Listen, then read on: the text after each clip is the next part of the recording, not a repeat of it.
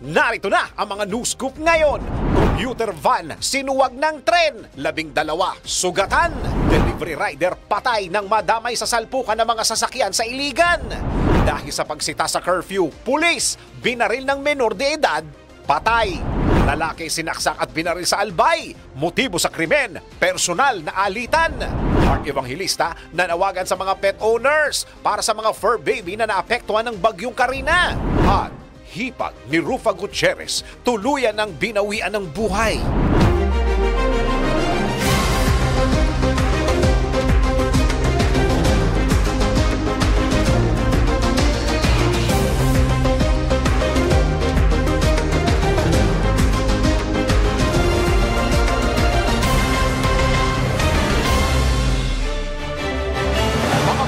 Exclusive, mga balitang na-scoop mismo ng DWIZ News Team. Ito ang DWIZ News Scoop. Ako si Dennis Antenor Jr. at narito mga news scoop ngayon. Delivery rider patay nang madamay sa salpukan ng mga sasakyan sa Iligan. At commuter van, sinuwag ng tren, 12 sugatan. Naritong news scoop ni Daryl Justin. Sugatan ang 12 pasahero ng isang commuter van matapos tinangkang tumawid ng railroad crossing at mabangga ng paparating na tren sa Daraga, Albay. Ayon sa otoridad, patungong barangay Dinoronan ng naturang bayan ang commuter van. Gayunman, marahil hindi nito napansin ang paparating na commuter train dahilan para mabangga ito. Naitulak pa ng tren ang van ng ilang metro bago ito tumigil kung saan nawasak ang kanang bahagi ng sasakyan dahilan para masugatan ng lahat ng mga sakay nito. Mabilis na sinaklolohan ng mga sugatang pasahero at isinugod sa pinakamalapit na ospital. Dahil sa magkakasunod na aksidente ay patuloy sa panawagan ng PNR management sa lahat ng residente at motorista na mag-ingat lagi at mag-obserba kung may paparating na tren bago tumawid. Samantala, nasawi ang isang food delivery rider nang mahagip na mga nagbangga ang sasakyan sa Iligan City.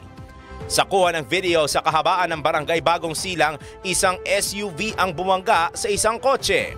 Hindi rin nakaligtas ang ilan pang sasakyan na nakaparada sa gilid ng kalsada kasama ang nasawing biktima na si Elmer Balasi, 30 anyos na nakatayo lang sa tabi ng kanyang motorsiklo. Ayon sa Traffic Division ng Iligan City Police Office, mabilis ang takbo ng SUV na minamaneho ng 48 anyos na lalaki. Samantala, dinala sa ospital ang mga nasugatan ng nabanggang kotse sa insidente. Desidido naman ang pamilya ng mga biktima na sampahan ng kaso ang driver ng SUV na nasa kustodiya na ng pulisya. Dahil sa pagsita sa curfew, pulis binaril ng menor de edad, patay. Narito ang news scoop ni Ralph de la Cruz.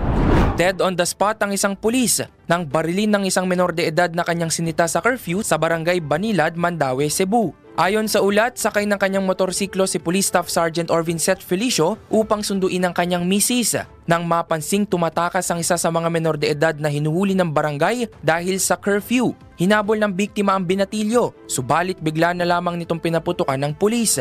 Agad namang nasawi ang biktima matapos nitong magtamo ng tama ng bala sa ulo at sa braso. Nasa kustudiya na ng pulisya ang menor de edad na sospek matapos na sumuko sa kanyang guro. Depensa ng sospek, tumakas siya dahil sa takot na makulong sa police station dahil sa kanyang pagdadala ng baril. Sinasabing miyembro umano ng Crips Gang ang menor na sospek. Yan ang aking news scoop. Ako si Ralph de la Cruz. Nagbabalita ng tama, naglilingkod ng tama. Lalaki sinaksak at binaril sa Albay. Motibo sa krimen, personal na alitan. Naritong news scoop ni Christine Belen. Patay ang isang 28 anyos na lalaki matapos pagbabarilin ng 49 anyos na barbero sa Legazpi City, Albay. Ayon sa Legazpi City Police Station, una nang hinintay ng biktima ang sospek sa barbershop na pinagtatrabahuhan ng sospek. Tinangka umano ng biktima na saksakin ng sospek ngunit nasugatan lamang ang kamay nito. Nang hindi mapuruhan ang biktima, kinuha ng salarin ang kanyang improvised firearm at binaril ang biktima. Agad namang tumakas ang sospek mula sa pinangyarihan ng krimen. Nabatid sa pag-iimbestiga ng mga pulis na matagal nang may alitan ang biktima at ang sospek bago mangyari ang insidente. Sa ngayon, nagsasagawa na ng hot pursuit operation ang Legazpi City Police upang madakip ang sospek. At yan ang aking news scoop. Ako, si Christine Belen, nagbabalita ng tama, naglilingkod ng tama. Babaeng naglalakad inasinta, binaril sa ulo sa Antipolo. Naritong news scoop ni Kim Gomez. Sa kalsada na binawian ng buhay ang isang 25 anyos na babae nang barilin sa ulo ng isang lalaking sakay ng motorsiklo sa Antipolo City. Ayon sa otoridad, nakita ng mga residente sa lugar ang nakadapa ng biktima na duguan ng ulo matapos makarinig umano ng putok ng baril.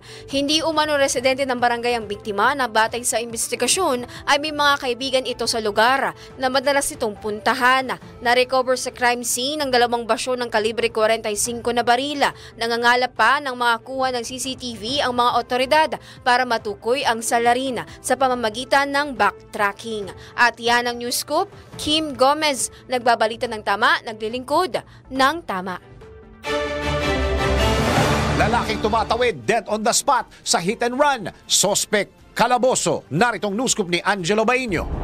Patay ang isang 58 anyos na lalaki matapos ma-hit and run sa Cebu City. Kinilala ang biktima na si Procolito Alquisalas. Samantala, ang nakabangga naman ay kinilalang si alias John, 32 anyos. Sa inisyal na investigasyon ng Cebu City Police Office, naglalakad ang biktima sa bike lane nang mag-overtake ang SUV sa isang jeep at tuluyang nabundol ito. Hindi huminto ang driver ng SUV at hinabol ito ng isang ride-hailing app rider. Depensa ng suspect na hindi niya alam na may natamaan siyang tao. Hawak na ng pulisya ang SUV driver. Samantala, nakatakdang papurihan ang riding-hailing app driver na kinilalang si Rainer Casas bilang isang concerned citizen. At yan ang aking news scoop. Ako si Angelo Baino, nagbabalita ng tama, naglilingkod ng tama.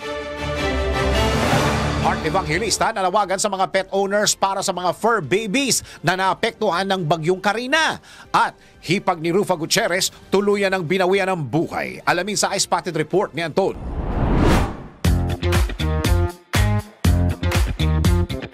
Para sa aking balitang showbiz, awa ang naramdaman ni Heart Evangelista sa mga nalunod na aso matapos na hindi makalis ang mga ito sa pagkakatali ng rumagasa ang bagyong Karina. Ito ang dahilan kaya't pinunta nito kasama ng iba pang mga misis ng mga senador na kabilang sa kanilang grupo na Senate Spouses Foundation, ang Philippine Animal Welfare Society o POS. Kasabay na nanawagan si Heart sa publiko, lalo na sa mga may kaya na sana itumulong sa pag-rescue sa mga fur babies kapag nasa panganib ang mga ito at sa pet owners na medyo kapos. Ayon sa aktres, walang dapat maiwan dahil ang mga hayop at mga tao ay pareho kapag may calamities. Sinabi pa nito sa kanyang post sa Instagram na blessed ang kanilang grupo sa pagkakaroon ng mga partner na nag-look after din sa kapakanan ng mga hayop sa pamamagitan ng pagbibigay ng mga dog at cat food sa mga fur babies na naging homeless dahil sa bagyo. Nakiusap din si Heart na ikalat ang impormasyon na nangangailangan pa ang post ng tulong para sa fur babies at pet owners na naging homeless dahil sa bagyo. Samantala, sa isa pang balitang showbiz, tuluyan ang binawian ng buhay ang hipag ni Rufa Gutierrez na si Alexa, misis ng kanyang kapatid na si Elvis Gutierrez. Si Alexa ay matagal nang may sakit na leukemia. Mismong si Rufa ang nag-anunsyo ng pagyao ng kanyang hipag kahapon, July 28. Sa pamamagitan ng kanyang Instagram account, nag-post si Rufa ng mga pictures nilang dalawa ni Alexa, maging ang art card na kumukumpirma sa pagyao nito. Nakalagay sa art card ang mga katagang, "She leaves behind her devoted husband Elvis and her 2 young daughters Aria and Ezra." Sa kanyang caption, sinabi naman ni Rufa na hanggang ngayon ay pilit pa rin niyang tinatanggap na wala na ito sa kanila. Hindi umano mailalarawan ng mga salita kung gaano siya kasyak at kadurog ang puso niya. Mahal na mahal niya raw ang kanyang hipag at walang makakapalit dito sa kanyang puso. Mananatili umano ito sa kanyang isip at puso hanggang sa muling mag-cross ang kanilang landas. At iyan aking balitang showbiz para sa impilang may todong lakas, DWIZ. Ako si Anton, nagbabalita ng tama, naglilingkod ng tama.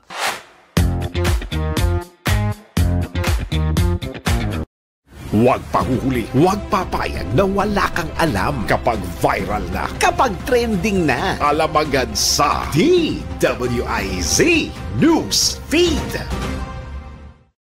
Halaga ng pinsala ng bagyong Karina sa agrikultura, halos 700 milyon na, ayon sa Department of Agriculture. DWIZ News Feed.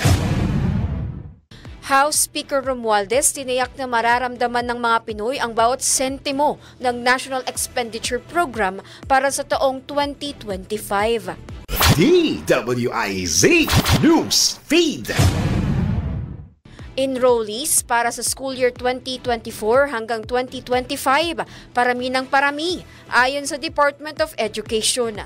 DWIZ News Feed. Batang Busog Malusog program muling ibabalik kasabay ng balik eskwela ng mga estudyante. Ayon kay Presidential Advisor on Poverty Alleviation, Larry Gadon. DWIZ News Feed. Nasa 33,000 na pulis ipinakalat ng Philippine National Police kasabay ng pagsisimula ng school year 2024 hanggang 2025. Huwag pahuhuli, huwag papayag na wala kang alam kapag viral na, kapag trending na. Alam agad sa DWIZ News Feed. Sa pagbabalik ng Newscoop, paano kumita sa R2Pay app ang diskarte mamaya sa Racket? Totoo nga bang pwede kang ma-food poison kapag hindi nilutong maigi ang mga pagkain? Patunayan natin yan sa Let's Prove It! Step-by-step guide kung paano makaiwas sa sakit na dala ng baha sa DIY Do-It-Yourself. Mga gumagamit ng peking ID, pwedeng makulong at magmulta. Abangan sa NBI. Naku, bawal ito! Kim Chu, tinanghal na outstanding Asian star sa Korea. Eugene Domingo, binalaan ng publiko laban sa isang account na gumagamit ng kanyang pangalan. Dingdong Dantes, tinanggihan ang MMFF movie dahil sa mga anak. At Jong Hilario, tuluyan ng na-divorce sa kanyang ex-wife na British. Alamin kung dire-diretso ang ulan o dire-diretso ang araw sa Weather Report. Live! Mga detalye sa pagbabalik yan ng Newscoop.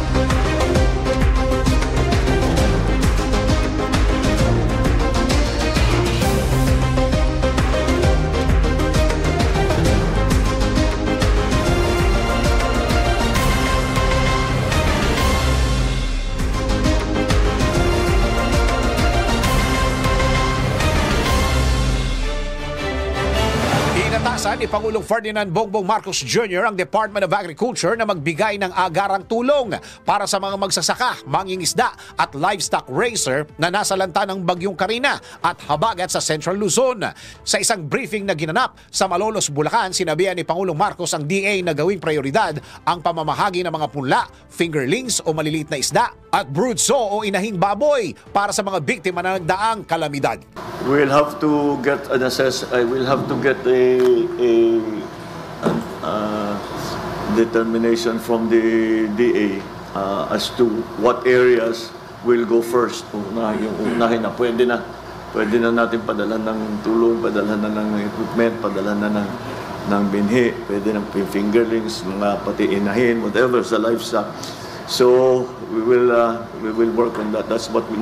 Yun ang priority ngayon. Maayos na yung relief okay na yan. So we'll move on now to the recovery at saka rehabilitation ng agri-products, agri-sector. Ayon sa Pangulo, kailangan habulin ng planting season upang maprotektahan ang hanap buhay sa sektor ng agrikultura. Samantala, nagsagawa ng aerial inspection si Pangulong Marcos sa Bulacan, Bataan at Pampanga upang alamin ang lawak ng pinsala ng bagyo at ng oil spills mula sa lumubog na MT Terra Nova. Motorcycle rider patay matapos sumalpok sa Center Island sa Cebu City. Narito ang newscoop ni Judith Estrada Larino. Aksidente sa kalsada ang kinasawi ng isang motorcycle rider nang sumalpok siya sa isang road center island sa Barangay Tisa, Cebu City. Ayon sa investigasyon ng pulisya, pauwi na ang biktima galing sa inuman nang mangyari ang insidente. Sa kuha ng CCTV, dalawang humaharurot ng motorsiklo sa kahabaan ng Barangay Tisa, ngunit ang isa sa kanila ay bumangga sa Center Island. Sa lakas ng pagkakabangga, nasira at tumalsik ang suot na helmet ng biktima. Kinilala ang driver na si Jesus Cañete Jr., 22 anyos, na dahil sa impact ay kaagad na binawian ng buhay. Batay sa mga nakalap na ebidensya ng mga otoridad, mabilis ang pagmamaneho ng lalaki at nagmamaneho umano ng lasing. Yan ang aking news scoop. Ako, si Judith Estrada Larino, nagbabalita ng tama, naglilingkod ng tama. Mahigit 800 eskwelahan sa buong bansa hindi makakasabay sa pagbubukas ng klase ngayong araw. Naritong news scoop ni Jen Patrolya. Nasa 842 ng mga paaralan sa bansa ang nagpaliban ng pagbubukas ng klase ngayong araw para sa school year 2024 to 2025. Kasunod ng pananalasa ng habagat na pinalakas ng bagyong Karina. Kabilang narito ang Central Luzon na nasa 452 na eskwelahan, 225 naman mula sa Metro Manila, 75 mula sa Ilocos Region, habang 66 na paaralan mula sa Calabar Zone. 4 na eskwelahan din sa Sacsargen ang nagpasyang ipagpaliban muna ang pagsisimula ng klase. Paliwanag ng DepEd, hindi nakasabay ang mga nabanggit na lugar sa pagbubukas ng klase ngayong araw upang magsagawa ng clearing operation at rehabilitasyon. At yan ang aking news scoop. Ako, si Jen Patrolya, nagbabalita ng tama, naglilingkod ng tama. Tatlong most wanted persons na pasakamay na ng Cagayan PNP. Naritong news scoop ni Ronald Domingo. Tatlong wanted person na kabilang sa top most wanted persons probinsya ng Cagayan ang narinto ng kapulisan sa ginagawang operasyon sa iba't ibang isilan ng probinsya sa naturang probinsya. Ayon sa ulat po nag-isisipya ang warrant of arrest na inipin ng Honorable Nelvio Asuncion Cortez, hukom ng RTC Francis Aparis Cagayan at ay Aka Chain, all presidente ng State Cagayan at pinaturi ang top 8 most wanted person sa panguna ni Police Major Marlo del Castillo sa Penang Bugay Police Station. Si Ken ay wanted para sa kaso ng qualified trafficking person na ayon sa Republic Act 9208 at unang piyansang inirekomenda.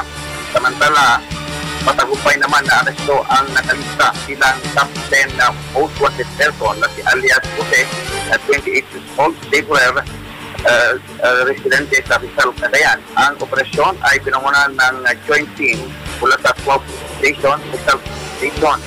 At si Jose ay wanted sa kaso nitong rape na walang siyansa, rekomenda. At na-aresto naman ang isa pang wanted person sa Tuguegarao City at Cagayan. Ito ay si alias Mon, 28 years old, online seller at sinaturi ang top 5 most wanted person sa paglabag sa Section 11 at Section 12 ng Republic Act 9165. Sa ngayon, ang mga akusado ay nasa kustodya ng ipilang TV ng warrant of arrest at karagdagang dokumentasyon at pansamantalang kustodya. Ito ang Ronda Pato, Ronald Aydon Domingo, nagulat sa silang may tulong lakas, WIC, balita ng tama, naglilingkod ng tama. Street vendor timbog sa baril at bala sa nabotas. Narito ang news scoop ni Beth Samson. Arestado ang isang suspect sa paglabag sa RA 10591 o ang Comprehensive Law on Firearms and Ammunition makaraan ang isinagawang entrapment operation ng pulisya sa Navotas. Kinilala ni Navotas Police Chief Police Colonel Mario Cortez ang suspect na si alias Junjun, 41, street vendor ng Tondo, Manila. Sa ulat, alas 9:40 ng gabi nang masakote ang suspect sa R10 Road, Barangay NBBS proper ng mga tauhan ng Intelligence Section na pinamumuluan ni Police Captain Luis C. Rufo kasama ang TMRU sa supervision naman ni Police Executive Master Sergeant Valeriano Salada. Ang suspect ang target ng nasabing operasyon na bahagi ng Simultaneous Anti-Criminality and Law Enforcement Operation o SACLEO matapos makatanggap ng impormasyon mula sa isang confidential informant sa aktibidad nito at pagpositibo sa kanilang validasyon. Nakumpiska sa suspect ang isang 38 silver revolver, clutch bag, 3 pirasong o 3 pieces live ammunitions at marked money. Pansamantalang nasa custodial facility ng Navotas City Police Station ang suspect at isa sa ilalim ito sa inquest proceedings. Ako si Metro Patrol Beth Samson para sa himpilang metodong lakas ni WIZ. Nagbabalita ng tama, naglilingkod ng tama. Kombinasyong tama, malaki ang tama. Makinig mabuti dahil babanggitin na ng DWIZ. Announcer ang tamang kombinasyon ng letra at numero. DWIZ. Numero panalo. Hatid ng Bingo Plus. Bingo sa saya, plus sa panalo. Ready na ba kayo mga ka-Bingo Plus sa ating DWIZ Bingo Plus numero panalo? Meron kang chance manalo ng 1,000 pesos, 500 pesos kapag tama ang 5 combinations at another 500 pesos kapag meron kang Bingo Plus app. Simple lang manalo. Kailangan lamang abangan ang 5 letter and number combination sa mga programa ng DWIZ at i-text ang sagot sa 0960-880-6424. Kasama ng inyong pangalan / edad / address / 5 combinations of the day. At ang last combinations for today sa letrang G, 47 at O, 70. Pwede mo nang i-text ang 5 combinations na nakuha ninyo o mo sa mga programa kaninang umaga hanggang hapon dito sa DWIZ at malay mo, ikaw na ang manalo ng instant papremyo sa Bingo Plus numero panalo. Pag bingo sa saya, plus sa panalo. Kung nakalima ka na, pwede mo nang isend sa text number na binigay ng DWIZ announcer o kaya i-PM na sa DWIZ Facebook. Kung hindi pa, wait pa ng ibang kombinasyon hanggang makumpleto ang 5 numero panalo. Hatid ng Bingo Plus. Bingo sa saya, plus sa panalo.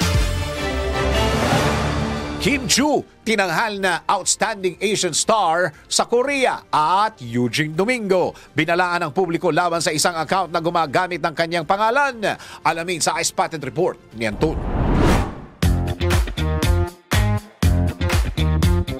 Para sa aking balitang showbiz, wagi si Kim Chiu bilang Outstanding Asian Star sa ginanap na 2024 Seoul International Drama Awards.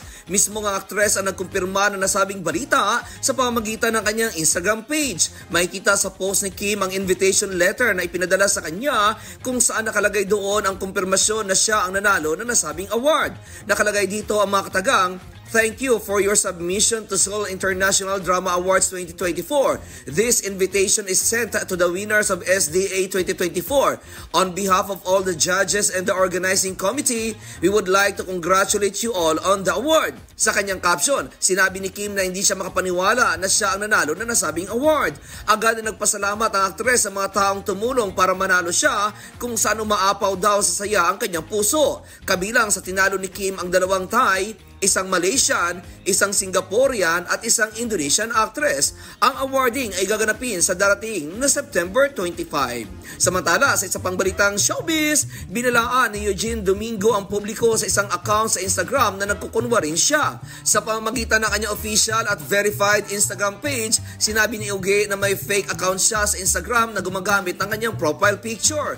Ipinost din ng komedyante ang screenshot ng nasabing fake account sa kanyang Instagram account. Ayon pa kay Uge, may 39 posts na ang nasabing fake account na lahat ay kuha lang din sa kanyang tunay na account. Sa kanyang caption, sinabi pa nito na hindi kanya ang nasabing account at wala raw siyang backup account, sabay sabi ito ng, "Hoy, stop mo yan." Ipinost din ni Uge ang screenshot ng pakikipag-chat ng poster sa ilan niyang kaibigan. May isang chat pa ito na nagtatanong kung saan ang bahay ng isa niyang kaibigan kaya't nakakatakot daw. Sa comment section naman ay marami ang nag-alala habang may isa naman na idinaan sa biro nang sabihin nito na baka ang kakambal ni Uge na si Kimi ang may-ari ng nasabing fake account. At iyan aking balitang showbiz para sa impilang may todong lakas, DWIZ. Ako si Anton, nagbabalita ng tama, naglilingkod ng tama.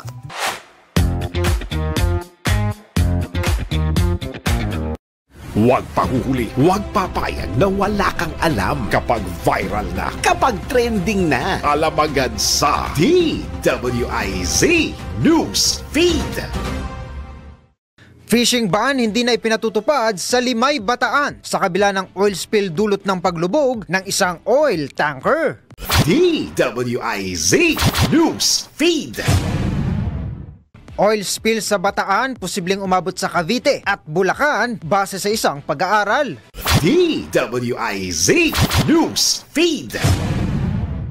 COA dapat mas tutukan ng pag-audit sa flood control projects ayon kay Sagip Party List Representative Rodante Marcoleta.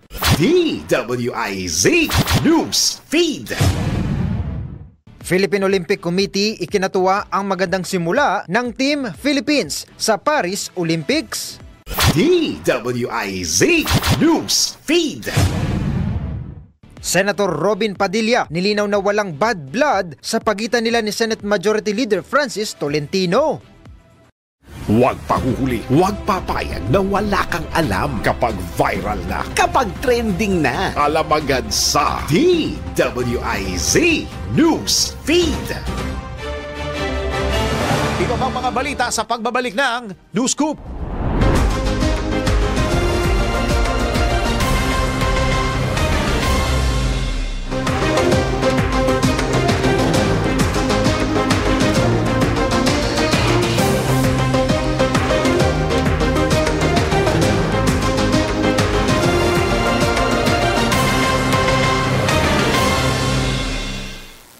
Pinakahuli, pinaka-latest, pinaka-napapanahon. Whether we like it or not, ito ang magiging DWIZ Weather Report. At nagbabalik po tayo sa News Scoop sa oras na 43 sandali makalipas ang alas 4 ng hapon. Alamin na natin ang magiging lagay ng panahon bukas. Meron pa rin tayong binabantayang low pressure area na ayon sa pinaka-latest na bulletin ng Pag-asa kaninang alas 4 ng hapon. Huli itong namataan sa layong 335 kilometers north of Itbayat, Batanes. Nasa low pa rin po ito ng Philippine Area of Responsibility, pero kung nakikita po ninyo sa ating graphic ngayon, malapit na pong lumabas yung nasabing LPA sa ating PAR.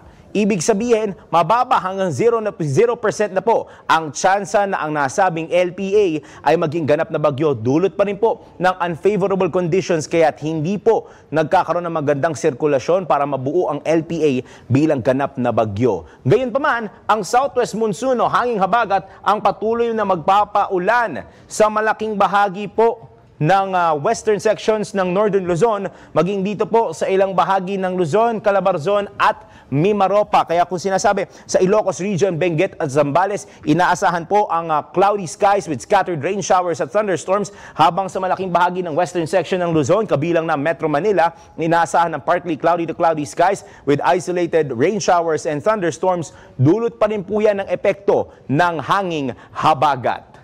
Samantala, ang araw ay lulubog mamayang alas 6:26 ng gabi at asahan natin na sisikat muli ito bukas ng alas 5:37 o 39 ng umaga. Tandaan po, hindi pa rin po nawawala ang pag-iral ng southwest monsoon o hanging habagat, kaya inaasahan po natin ang patuloy na mga pag-ulan sa mga susunod na araw. Silipin naman natin ng kasalukuyang lagay ng panahon sa ilang bahagi lamang ng bansa. Unahin muna natin ang Cagayan de Oro, kung saan sa bandang parting Mindanao, mostly cloudy conditions ang nararanasan ngayon. 31 degrees Celsius ang kasalukuyang temperatura. Puntahan naman natin ang Tacloban, kung saan mostly cloudy din ang conditions na nararanasan. Nasa 31 degrees Celsius din po ang agwat ng temperatura. Sa Legazpi, Albay naman, kasalukuyang umaambon po. 28 degrees Celsius ang temperatura at inaasahan na titila na rin yan at hindi naman tatagal at hindi lalakas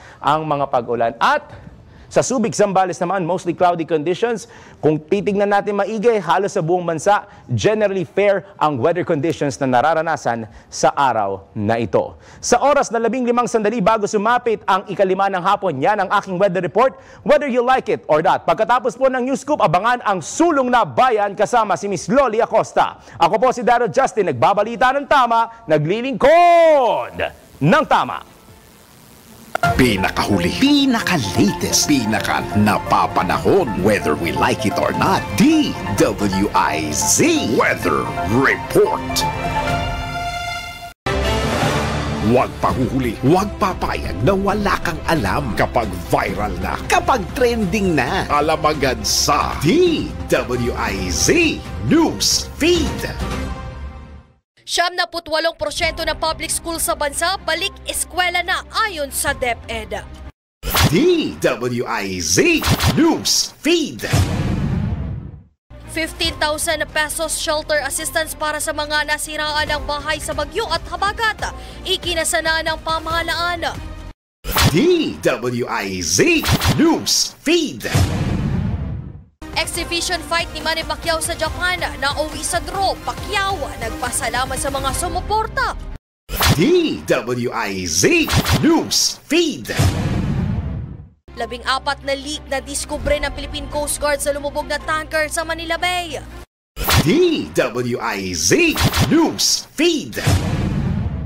mga miyembro ng Magnificent Seven nagpaplanong magsagawa ng tigil pasada. Huwag pahuhuli, huwag papayag na wala kang alam kapag viral na, kapag trending na. Alam agad sa DWIZ News Feed. Naghahanap ka ba ng mapagkakakitaan? Subukan mo na ang ArtoPay app kung paano alamin ang diskarte sa raket. Alamin ang mga bagong paraan kung paano kumita sa panahon ngayon. Nang legal ha, eto na ang raket. Isa ka rin ba sa mga nag-iisip ng pwede mapagkakitaan? Kung mahilig kang gumawa ng mga task, subukan na ang ArtoPay Paying app.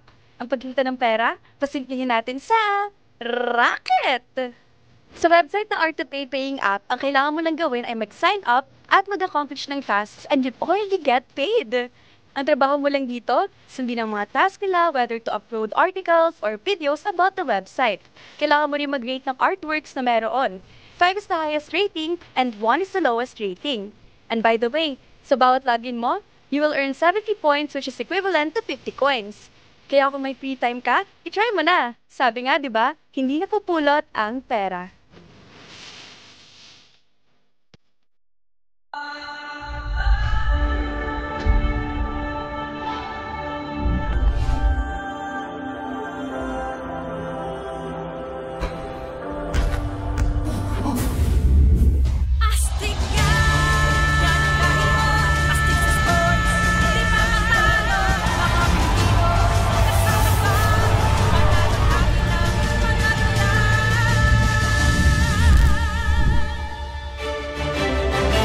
Totoo nga bang pwedeng malason dahil sa pagkain ng hilaw o hindi lutong pagkain? Tara, let's prove it!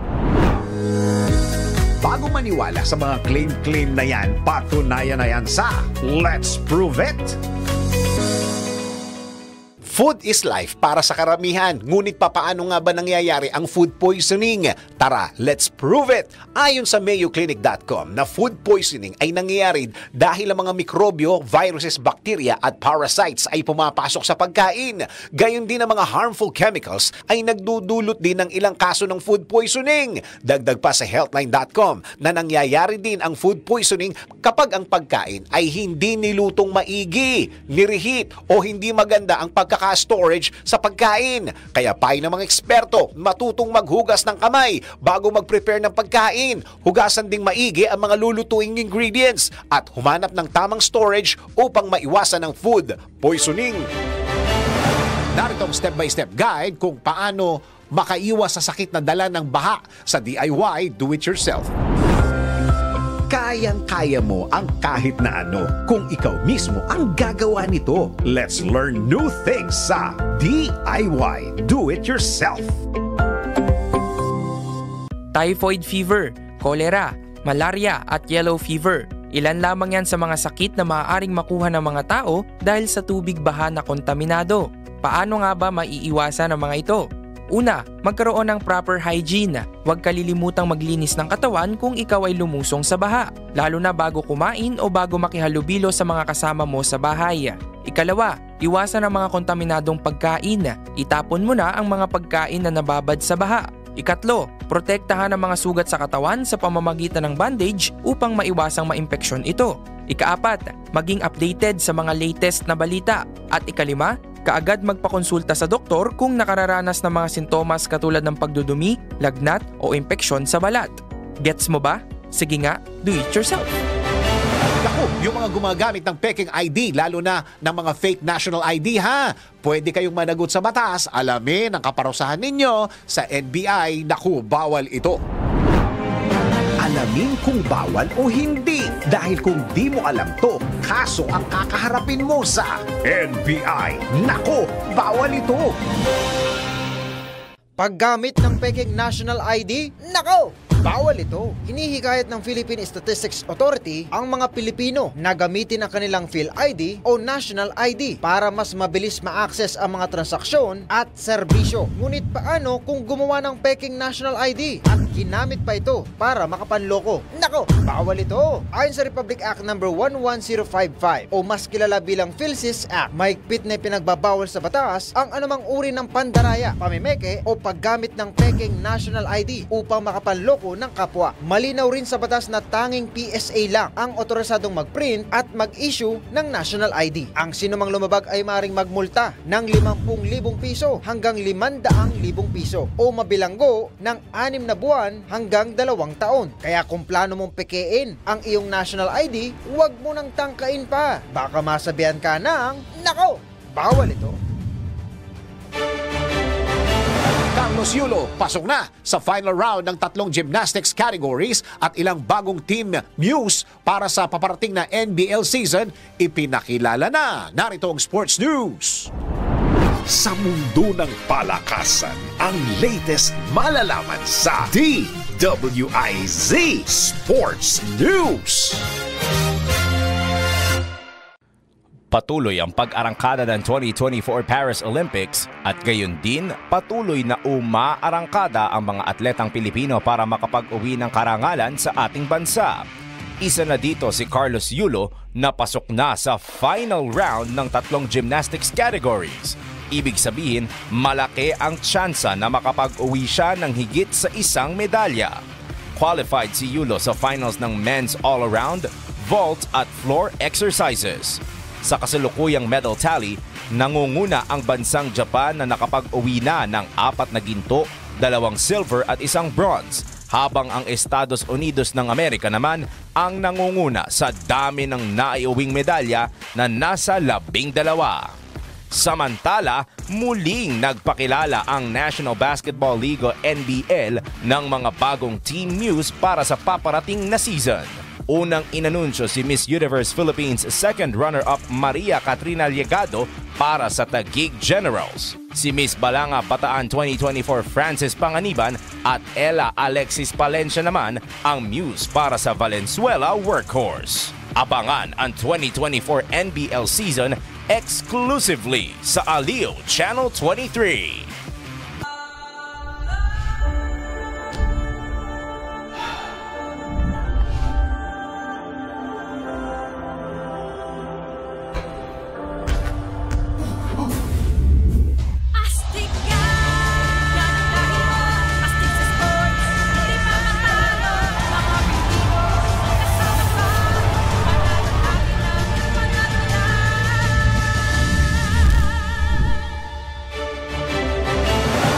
Dingdong Dantes tinanggihan ng MMFF movie dahil sa mga anak at Jong Hilario tuluyan ng na-divorce sa kanyang ex-wife na British. Narito ang iSpotted report ni Anton.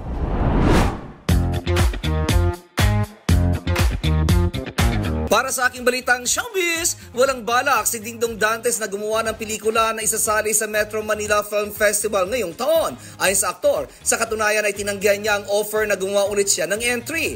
Ang pelikula kasi nila ng kanyang misis na si Marian Rivera ni Rewind ang nag-top grosser noong MMFF 2023 kung saan halos umabot daw ito ng 1 bilyon ang kinita. Ngunit ayon kay Dingdong, ayaw niya dahil noong nakaraang taon umano ay hindi niya nakasama ang kanyang mga anak ng Pasko. Kahit daw kasi Christmas Day ay nasa labas sila at nagpo-promote. Nakonsensya raw siya na dapat ay kasama nila ang kanilang mga anak nung Pasko pero busy sila sa promosyon ng kanilang pelikula. Dahil ito kaya't nag-usap na sila ni Marian na hindi na sila gagawa ng movie para sa MMFF. Samantala, sa isa pang balitang showbiz, tuluyan nang na-divorce si Jong Hilario sa kanyang British ex-wife na si Michelle Westgate. Nakumpirma ito nang i-share mismo ni Jong ang kopya ng court petition na kumikilala ng kanilang divorce. Una itong lumabas sa isang column sa newspaper na Philippine Star. Makikita sa nasabing petition ang pangalan ni Jong at ang ex-wife niya na ang ibig sabihin ay nag-grant na ang nasabing petition. Napaglaman naman na dito sa Pilipinas ikinasal si Jong at ex-wife niya pero sa England sila nag-file ng divorce dahil wala pang divorce dito sa bansa. Dahil nag-grant ng divorce ni Jong kaya't maaari na mapawalang bisa dito sa Pilipinas ang kanilang kasal. Sina Jong at Michelle ay nagkakilala na maging part ito sa cast ng Miss Saigon.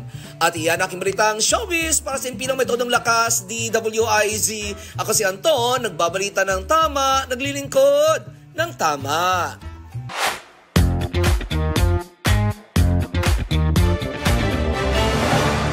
At bago tayo magpaalam, tayo muna magpatama for today. Kung gusto mong irespeto ka, patunayan mong respeto ka. Bato-bato sa langit, ang tamaan, awit. Tuloy lang ang panonood, pakikinig sa mga balitang tuloy-tuloy lang nangyayari. Tutukan ng DWIZ News, DWIZ News FM Regional at manood ng live sa Aliw Channel 23. Mag-like at subscribe sa lahat ng mga DWIZ Digital News accounts, Facebook, YouTube, DWIZ News app at news website, DWIZ TikTok at DWIZX account. Ako si Dennis Antinor Jr., nagbabalita ng tama, naglilingkod ng tama. Mga balitang scoop exclusive! Mga balitang nangyayari pa at gusto mo malaman kung ano na ang